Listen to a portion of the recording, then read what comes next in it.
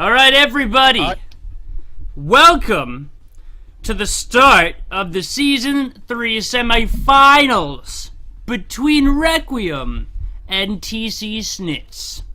Now, I know what you all are thinking, but stop it right now, because this is going to be a beast series. I'm predicting 3 games, max series, obviously. I'm going to call it right now in my head, but I'm not going to say it. Alright? Alright?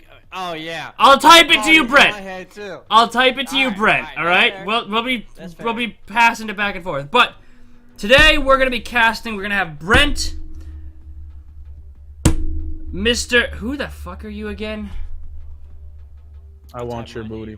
Booty. Okay, I mixed you and Diddley up. We're gonna have Mr. Brent S. Coconut Kitchen, Mr. I Want Your Booty, and Vasago, the man you wanted fired, but he's back because he just likes to troll. I've never actually left. I've always been here. Always watching. Either way, we're into the champion select, and I'm going to hand it off to Mr. Brent, Booty, and Vasago, and I'm going to handle the stream and make sure things go off without a hitch. So, hopefully this will be a great series. Good luck, everybody. Sounds good, Ed. We're going to go ahead and do it just so everybody knows my vote's in, so Lee has that for later. Go ahead and get your votes in champ, and we can make fun of you if you call it wrong. But other than that, let's blast into this champ select. Got Ari, Lysandra, Oriana. They're going to be out for the first game at least, followed by Graves, Morgana, and I would hope this is an Echo ban. It's not. It's going to be a Poppy. Looks like they're focusing, Requiem focused all 3 of their bans on Grandma's Nips here. So they're trying to put a lot of pressure on the Nips to perform outside of his comfort zone. Yeah, that's pretty smart. Nips is usually the carry, but the Echo coming in right away. Strong pickup in the top lane. Yeah, we've seen in every League of Legends Pro game recently how strong Echo's been in the pick a ban phase. He's been just dominating. The tank Echo somehow brings a lot of damage. And It's a tank that can kill. It's a tank that does as much damage as an AD carry, which that's pretty nuts. Oh, I get to see Sona and Nunu kind of hover. Those are 2 champions we haven't seen too much of in the league lately. It's going to get switched over to Jarvan and Maokai. Maokai is a great answer to the Echo top. It can kind of be even up there, but what about this Jarvan?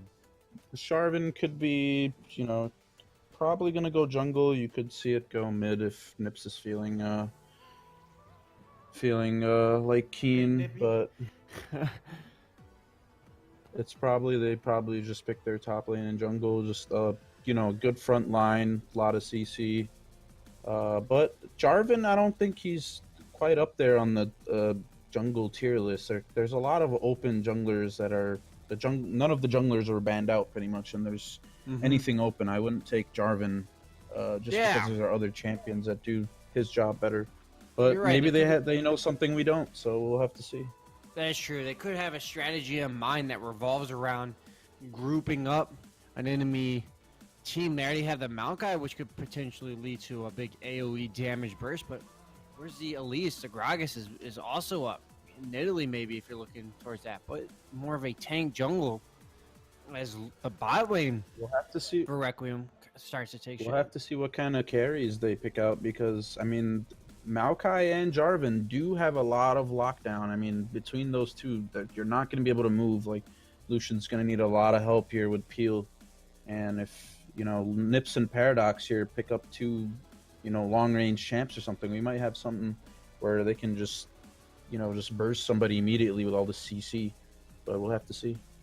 We will, and the Lux is open. I hope to God that's not a Lucian top. I will lose my mind. How to throw a series 101, play Lucian top. There's that long range you're talking about. The Zera's coming in. Yep. I mean, think about it. I mean, you're just going to be trapped in all that CC, and Xerath is just going to be raining damage on you from miles away. But I mean, they do have the Echo though on the Braum, so they'll be able to get on this Jinx and Xerath combo if they play it right. We'll have to see what they pick for jungle and mid lane. Jinx and Xerath, they're both pretty immobile when you consider, relatively considered to other champions that could potentially go in those roles. So Echo will have an easy time phase diving in, but right after he gets in, I'm not sure the rest of his team's gonna be able to support him. Now, that won't be a Taric, or maybe it will. You know, the rework's coming, but Every time a new rework comes out, you always have to play the old champion. You gotta make sure you get that hammered in really well, so you have no idea how to play the new rework. yeah, I didn't think so. Nautilus that's gonna be the pick. No way you change off that. Just too tanky, too strong, and the eyes is going to be the mid lane for Requiem. B Camp, once again, takes the 10. One thing I'm not really understanding here from TC Snits is they picked the Xerath and the Jinx, but they banned the Morgana. Like, if they were to have the Morgana open here, it would be a perfect pick for this team. They could just sit back with the Xerath and the Jinx and make sure they don't get CC'd. But, I mean, Nami does provide a decent amount of appeal. I see they're hovering Bard as well. Yeah, Nami also provides a lot of disengage or engage, re-engage potential with that tidal wave, and then the heals too. I would just like to have seen the spell shield against that team comp. I mean, they have just the Echo and the Braum and the Vel'Koz and the Nautilus. That's a lot of CC. I mean, that's just gonna disrupt Xerath and Jinx from putting out damage. Completely. Their comp is. Well, they wanted the first pick that Jarvan on their side. I guess they see it as a really big priority pick, but I don't think Requiem was even looking at Jarvan, so they may have been able to just flex that later and just left Morgana open and pick that up in their first rotation. Yeah, well, Awesome Bill has been a teetotal god on Morgana. We've seen him land some bindings that look like he was scripting, and then he has had great timing with the spell shield, so they could have just been target ban against him, making sure that he wouldn't be able to actually bind Jinx or bind Xerath, from taking the little bit of mobility and getting rid of it completely. So this is interesting here. We're seeing, I believe, an Echo jungle and a Nautilus top, not an Echo top lane. So this is a bit different. I mean, it still has, the tank Echo aspect to it, but I doubt that. I mean, Lucian will be going jungle. Switch it around in time. There it is. Oh, somebody. Oh no. The They DC did coming switch. in. They made it. Yeah, we'll have to redo that. Make sure we get right down these. Nautilus, Lucian, Vel'Koz, Echo. You should invite me to Braum. it. Oops, if I could pause this on my... No, well, I missed it. I was trying to pause it on my tablet, but didn't quite make it in time. All right, well, hey, let's just give us more time to talk about the possibility. Yeah, well, all right, So so we'll it's go back to gonna that be Morgana. the same comps, correct? Yeah. Okay, yeah. Yeah, the would be the Morgana same. just would have been perfect because the Maokai and Jarvan have the job of peeling this backline and just holding down any sort of threat to them so they can just blow them up. What a Morgana allows a Xerath to do is ignore, cooldowns that are being used on him. Like if an Echo is coming in and he has a Morgana shield, he just isn't going to worry about it. He can still put out his damage. While it'll just zone them more, the Braum ult, the Nautilus CC, it'll just be harder for them to put out damage. But, I mean, the Nami does provide a decent amount of peel, so we'll have to see how they play these fights out. That's true. Maybe we'll see later in the series that if Snits are on the purple side again, so game 3 potentially, if it goes that far, they gotta know that Requiem's looking for that Echo. I think that's pretty obvious. Yeah. And I mean, they really strong pick. They target ban the Morgana, but I mean, it's not like they could have, if they were to first pick the Morgana, they'd be leaving up the Echo, and that would just, that wasn't going around for what they wanted. Yeah. You'd be in trouble at that point. You'd be pretty sunk. So as we're back in select here, and they're just cruising through the bans and pick phase. Yeah, They already know exactly what it was, and so they just clicked random champions going right across. Didn't even care. But there should be an interesting matchup here between Jarvan and Echo. I mean, Echo does have outplay potential. I mean, the Jarvan's pretty linear with his what he's gonna do. He's gonna walk up and EQ you, while the Echo can dodge out with his E and then jump right back on him, which Well, yeah, dashes don't usually allow you to do that. But let's look at these ganks, right? Top lane, it's whoever comes in there first is gonna get on top because the top laner that's on click pretty much CC.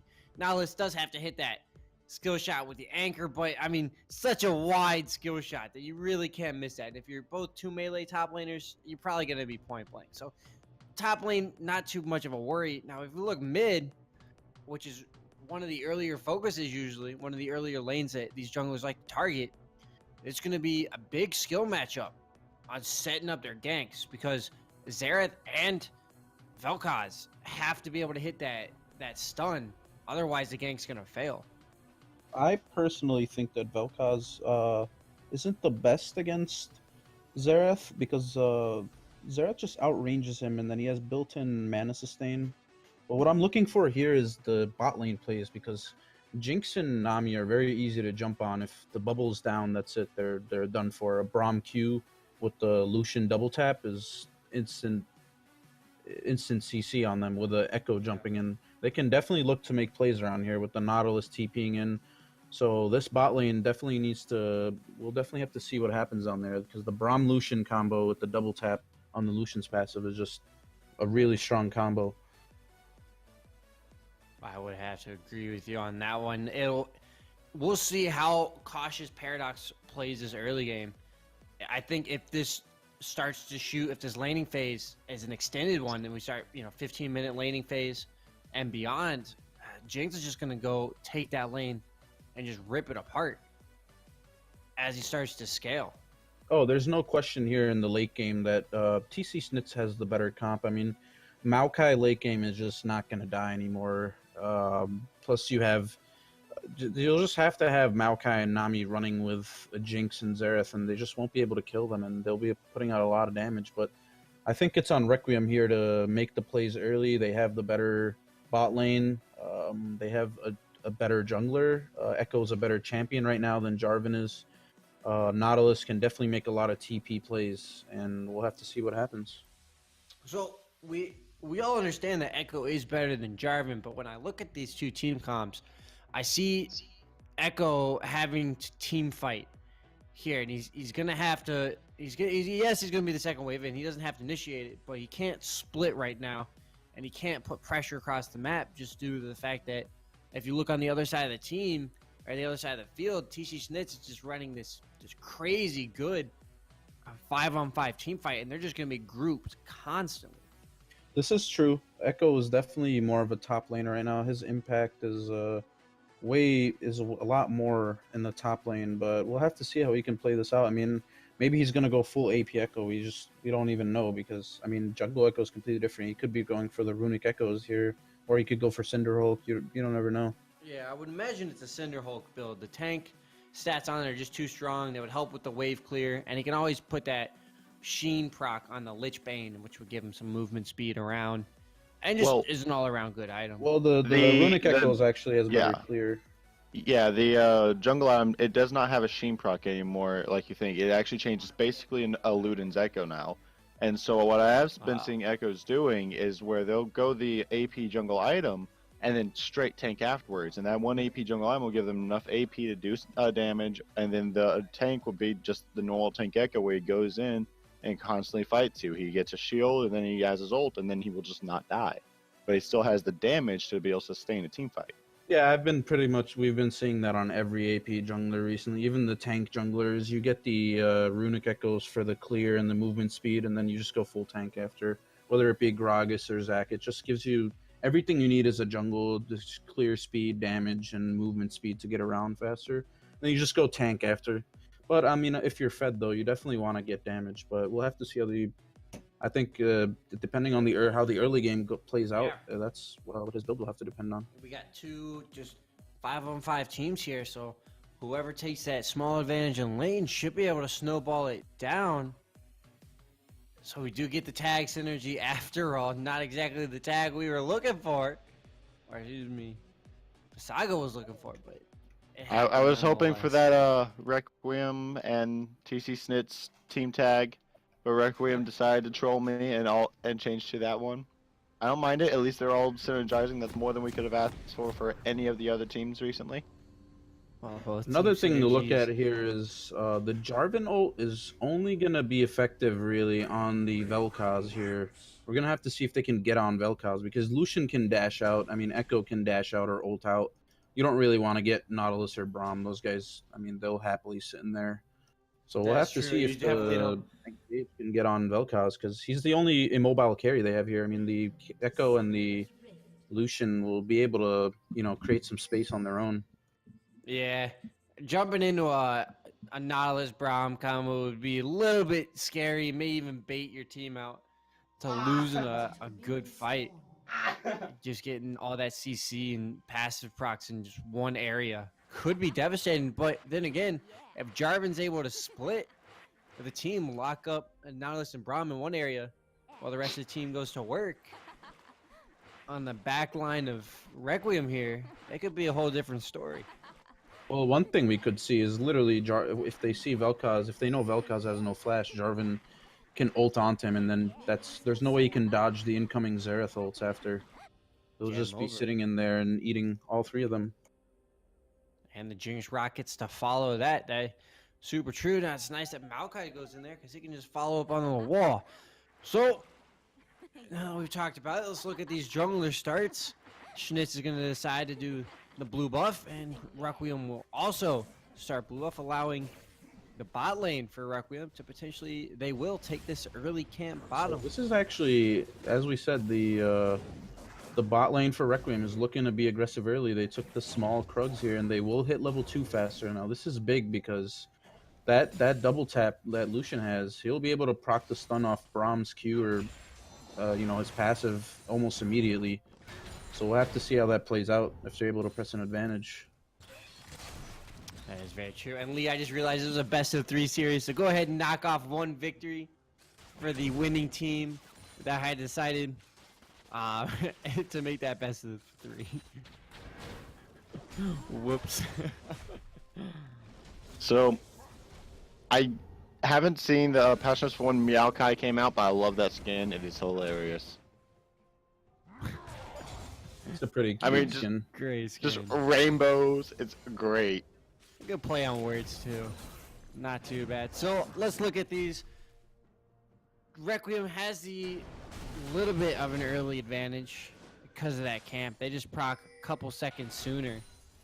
And then Snits down there in the bottom lane. Does that give him enough of a snowball down there to potentially take this lane? I mean, right now it's pushing in, and it looks like TC Snit's bot lane was able to play it well. I mean, Jinx isn't down much CS. She's going to catch this wave. I think she'll actually come out with more CS in the end. I mean, yeah, he's up 6 CS, but that's like a full... That's 6 CS right there. So, yeah, they're totally even here. So, I mean, looks like they weren't able to do anything off of that. Another thing is they took the exhaust here, which I don't really like. As we see an engage happening mid lane, though, between the two junglers. Going to this other side, and Quicklepick is going to drop for first blood over to B camp. Way too over aggressive. This blue buff on Vel'Koz here is just going to be ridiculous. Now he can just freely push the lane. I mean, you never want to walk towards a gank with less than half your HP, which When Jarvan the other just did. junglers are already beating on you. Yeah. So, Yeah, I feel mean, that mana problem that you were talking about that Vel'Koz might have against Xerath here it has been automatically nullified just from that Exactly. one. now we see him pushing in Nips here on Xerath. I mean, usually Xerath is the one pushing it in, and we saw him able to control the lane, but now that Vel'Koz has blue, what is he supposed Watch to do? the procs bottom. Nami's going to have to flash. Penguin War Chief took a Q. There's Q two too many summoners down the there. bottom. Penguin War two Chief summoners popped her down. flash and a Paradox popped a heal.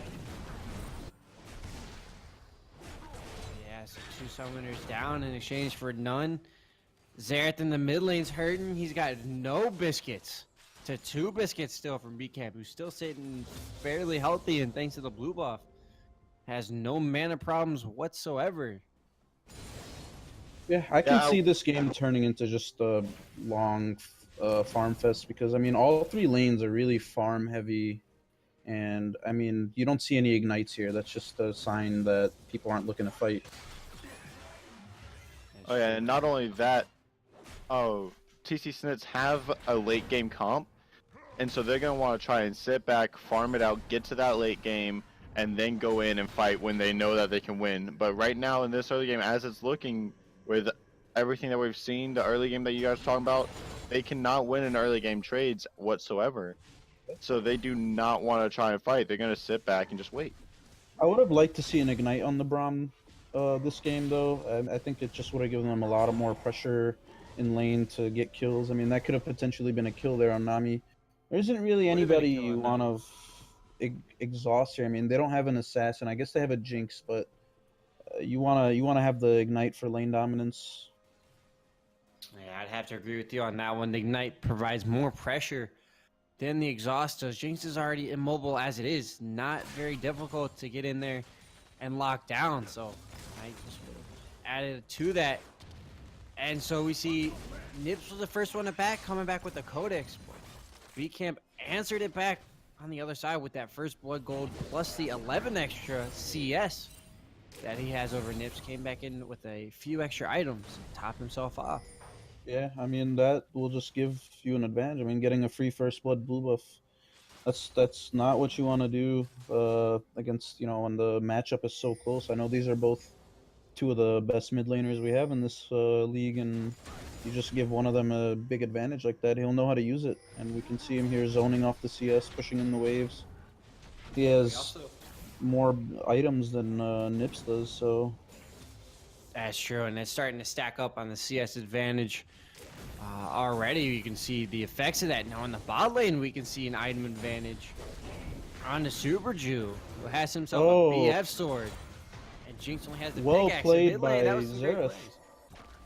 So he landed the stun on B Camp while he was taking tower aggro, and he's trying to kill him now with the ulti. He burns the barrier. Gets him super low. B-Camp's gonna have to back if he's not careful, or could get picked off. Brattle Games comes up to help B-Camp farm, but he's still taking poke. Now that Nips is out of mana, that poke is gonna subside. But Nips doing a great job forcing B-Camp out of lane. Yeah, I mean he forced him to burn a barrier, so next time he has his ult up, he will actually have kill pressure. Blue buff is up here, so I'm looking for the jungler to give that over to Xerath. But as we can see, I mean Echo's putting his pressure mid lane right now. He got his mid laner the first blood. He came in pressured, which was basically the reason why B Camp was able to stay and farm that low. So I would like to see some counter pressure here from the TC Snits jungler. See if he can make some plays for the Xerath. I mean, there's no barrier. Yeah, Quickleback gonna go ahead and gift over that blue buff as Brattle Games makes his way top, ignoring the blue buff to try to gank a no mana, low health Maokai. Now the knockup's coming in from the Nihilus ultimate, who tanks a turret long enough for Brattle Games to pick up his first kill of the game. Yeah, that was just a mistake, I think, on his part. I mean, he knew his jungler wasn't on that side of the map, and he just decided to stay under the tower low, and he could have easily have beat. But it seems right now Echo is just a step faster than Jarvan. I mean, and as I said before, he is a better champion. But we see an engage coming out here, Bob. Yeah, definitely the better champion indeed, as Penguin Warchief just soaks the whole culling up. Super Jew almost got 2 with that. That was a 4-man gang out of Snits. Now here comes B-Camp to even out the odds. The teleport from Nokia is going to come in. He just went back to the fountain. SpongeBob's going to be a little bit late. I'm curious as to Doesn't even look why like he wants to Vel'Koz come isn't down. ulting here. There he is. There it is, the ult. Jarvan goes low and dead. His second death of the game. As Requiem take it 4-0. Now have a commanding 3,000 gold lead. And the fight's not over yet. Grandma's Nips is super low. B-Camp's looking for the kill as Nokia Battle Axe is trying to find his way out through the jungle. He may get chopped down here. He's still trying to run. The knockup, the damage is going to be enough from Awesome Bill, who finds the 5th kill for the Requiem team. So it seems like the TC Snits misplayed the gank and the Requiem bot lane actually picked up a kill on Nami off the gank from TC Snits, and then they were just able to Requiem were able to just gather more numbers, and Nautilus didn't even have to TP. They got a bunch of kills and they got dragged. So that just goes to show the tempo of this game right now is completely in Requiem's favor. They're up over 3k gold. They have the gold on the right people. I mean, Vel'Koz has 2 kills. Echo has 2 assists. Everybody's doing okay for Requiem right now. Requiem also now have the summoner spell advantage. Thanks to that teleport in the top lane. The AD carry still has both of his. Super Jude not having to blow any of that. So Requiem's just taking a commanding lead now. Very solid start to this series. Could prove troublesome for Snits if they continue to play like this. I mean, what can they change going into game 2 here? I mean, I think that they shouldn't count themselves out this game. I mean, it's only a 3k gold lead. That can easily come back. They have the late game. They just need to stop making bad plays. I mean, there's no reason you should die while ganking the enemy team when, you know, they didn't get a TP in or anything. They just straight up died. It shouldn't be the case. They just need to play these fights better and just wait for Xerath and Jinx to get their items and be able to just destroy the Vel'Koz and Lucian. I do think that those two are longer range and higher damage champions. And it's a lot easier to disrupt the Vel'Koz, in my opinion, than it is a Xerath. That's very true, and they do have the champions for it. They do have the Maokai and the Jarvan who can both get in his face, but so far they haven't been able to do it. Just thanks to a very poor grouping bot lane. Now we'll see what type of impact that has on these laners as they all kind of spread back out. But in the top lane, we see SpongeBob starting to climb ahead in CS. Just about 25 CS on Nokia. This is the case all across the board. I mean, except for the jungler who has, you know, 6 CS up on Echo. Requiem just has more CS. I mean, these ganks. Jinx. Oh, we missed it. Yeah, Paradox goes down.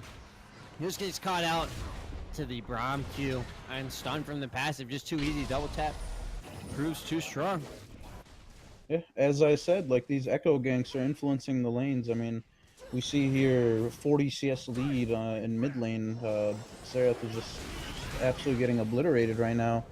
Tower dive on the Penguin War Chief. He's gonna go down. Super Jude finds his 3rd kill as Bro Games picks up his 3rd assist. And now there's action in the mid lane. Kugelbit comes back into it, doesn't die to the laser, but he's still gonna die to the damage BCamp has offered. And now Nips has no mana. As BCamp has a blue buff, he's trying to auto him down. The barrier comes out. The rest of the team coming up, gonna get blocked. Paradox's rocket by Super Jew. So right now everything's going. Oh, he's trying to get him with the Fancy out of feet. range. Too late, out of range. The mana didn't come up quick enough. That allowed BCamp to get out with a very greedy dive. And he managed to find his 3rd kill as well. So we're just seeing Requiem just making play after play here on the map, and there's just no answer here from TC Snits. And I mean, the bot lane death on Nami was just a mistake on her part. I mean, you know, they have at least 2 people there. There's no reason to stay. You might as well just leave. Yeah, you might as well just leave the tower. Yeah, not only that, Penguin Warchief also popped Flash and Ultimate. The Ultimate went straight into the Braum shield, it disappeared instantly, and then she flashed to try and run with it, but the way that happened, she was instantly stunned, she did not count the cooldowns correctly, and it just ended horribly for them, losing way more than they should have. Yeah, as we see Echo stealing the blue buff here, that's huge. I mean, Xerath is constantly in need of help here, in need of any help he can get, because, I mean, there's a 3-0 Vel'Koz pushing in the lane over and over. Already has his Athenes. He has his Alacrity upgrade to his boots already, so he can just run faster. So you can already see what they're going for here, is just to snowball this game out of control. Yeah, they're looking to finish the game quick as Nokia takes a lot of damage. And ultimate from SpongeBob is he's gonna go into the tower. Now he's in a laser. Coming out mid the barrier super late. BCamp's in a little bit of trouble as he runs out of mid lane. Couldn't quite finish the kill. Now SpongeBob's looking for the kill. One more anchor will do it. Oh, he finds it on the long range anchor hook. See, gonna as we we're talking get about, it's in almost on his first impossible. kill. It's almost impossible to miss that anchor, as we we're talking about, especially on Maokai, who has one of the largest hitboxes. I just think it's hilarious to watch. Oh, he tries to He TP tried to out. TP out, and Jarvan comes in gonna help. Oh, but they're Right, turning Liv at Echoes TC, here. But Bretto Games is up. Yeah, he's gonna find his first kill of this fight, this skirmish. Oh, and the rewind for the double kill. B-Camp tried to come up there to get an assist, but didn't find any gold. Echo is just completely taken over this game, to be honest. I mean, from his plays mid to top to bot, he's just been able to make plays happen, and now the lanes are just naturally ahead. I mean, the Maokai, yes, she should have beat and not died, but it's just given the these solo laners a lot more pressure than the Jarvan has, so that's just led to this happening. I mean, Nautilus solo killing the Maokai under tower just shouldn't be happening. Yeah, well, if we look across the board, Echo's got 3 kills and 3 assists. Almost half of his team's kill participation. You look at Jarvan, he got 4 deaths. Not looking too good in that regard, as Jarvan just managed to finish his jungle item. If we look, a lot of boots already finished for Requiem. They are looking to speed around that 3 Swifty boots. Yeah, I mean, Requiem just wants to be able to just outrun this combo that they have. I mean, Maokai and Jarvan, yes, it is a lot of CC. Yes, it is a lot of you know, gap pulls and whatnot, but they don't have stuff like Echo and Nautilus to land things from far away and engage. Like Maokai and Jarvan's like their engage ranges aren't the longest. Yeah, and if we also want to talk items, Maokai, where's the Spirit Visage? Exactly. I mean, I see here Nautilus, Echo, and Vel'Koz are all magic damage champions, and he decided to go Sunfire. It's just poor itemization on his part. He should be going for Spirit Visage, even a Banner of Command to help him push off this Nautilus. But He's not even there's, gonna be seeing. He's not even seeing any attack damage for a long time until these teams start to group and the team fights really start to come out. So it just shocks me that he would prioritize armor. He's got the Mercury tread to try to get through some of that CC, give him a little bit more magic resist, but maybe a little bit too little, too late. And if I was a Snits team, I think at this point you got to start thinking towards the next game of the series and not tilt yourself out from game 1. Well, I think at this point, you know, you just do your best to see if Requiem makes mistakes. Because, I mean, at the end of the day, even pro players throw games, and it's quite viable that one Jinx Rocket can steal a Baron or something and change the whole momentum of this game. So at this point, they just need to try to ward up, stop dying, so stop the bleeding, and just try to get farm on their carries and make any sort of play. Wait for any mistakes. Teams love to overstep their boundaries. I mean, now they're fed. They're going to be looking to make these crazy plays. They might, you know, make a mistake or two that could get TC Snits back in the game. Yeah, especially looking back at one of our more insane upsets was when Hodors came back. They got one good Baron steal at a game that was easily in the favor of who was it? I think We've seen engage here. As Xerath gets blown up mid lane, the Eye of Destruction is looking for more. B-Cam finds his 4th kill to just add on to the pain. He's now 12-0 in favor of Requiem as they take a 10,000 gold lead. I don't think they can even defend this tower. I mean, if Requiem chooses to, they can stay and push. I don't think they are, but I mean that's all their wave clear right there is in one champion pretty much. It's just, you know, they cannot leave their towers pretty much at this point. I don't think there's any bandaging this wound that Requiem just keeps splitting open, and Snits just seem to be bleeding out to death. Nothing they can do anywhere on the map. Requiem just seems to be coming in here super solid, not making very many, if any, mistakes at all this game. Yeah, So what would we rate this game at? What would we rate this game at? Like what? Immortals versus Dignitas? Well, I don't know. You can still say Immortals after their performance against TSM, but That's true. And well, in the top lane there, we just saw a little skirmish go down, and Nips just almost had 0 impact in that fight. against the two tanks of Requiem. Braum and Lucian. Braum and Nautilus just came out super tanky and really didn't have any threat of dying at all, except maybe to the tower. Now here's a scary point in the game here for Requiem, is because they just got the Rift Herald buff. Now they can choose to go into any lane and pretty much take tier 2s for free now, because with the Vel'Koz, who has his Ludens now, they have a Lucian that's almost 2 items. Now they have this Rift Herald. I would look for them to, you know, try to get some of these tier 2s and start to open up the map more, because as I said, like, eventually, I mean, the TC Snits will scale. So they have to be on they have to keep making these plays. And it looks like they are going to group up mid lane. Any turret should fall to a strong Requiem push. They can, at this point, take any turret they want. Maybe even the Nexus on a strong push. Nokia's going to try to come on down. Living Paradox, they're all grouping mid. This is going to be our first 5-on-5 of the match. The series. And the Poke's already come out. Nips is half health. And now Bloodrop's going in. Going to find Nami. The tidal wave goes up, but doesn't push anybody back or slow down this push at all. That's Quicklebit is the first one to fall. B-Camp takes out Penguin War Chief with the Eye of Destruction on the back line. And everybody else on the Schnitz team is half health. That SpongeBob falls to the second long-range anchor. And 2 more fall. The third one's going to go down to Bredo Games. That'll be an ace for Requiem. Short death timers should mean Schnitz don't quite lose the game just yet, but one can only imagine it's only a matter of time. They're just too far ahead. I mean, Echo can fully commit onto them and just ult out. They have a Nautilus who, the initial engage, didn't even have to pop his ulti. He saved it until the end and just killed the Jinx with it. I mean, they're just all over the TC Snits team right now, and there's nothing they can do about it. I mean, they just don't have the item. They don't have the farm.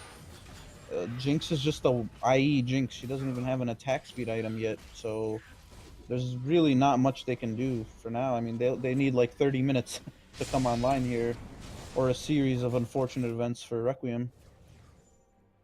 Yeah, Schnitz has the tidal wave, but Requiem's bringing the tsunami, just crashing right into this Schnitz team. And there's no holding back this force. SpongeBob is just going ham on the tank hooks. And Requiem just looks super solid, not making any mistakes in these fights. Yeah, I mean, and then I see here Jarvan building the Chain Vest. I mean, they're not even going for an Aegis here, even though they're against triple AP. I mean, they're just not itemizing correctly. I mean, they made these poor plays. I understand things happen, but you've got to realize what's killing you, which is this Vel'Koz, this Nautilus, this Echo, and just, you know, get some MR aura for your team.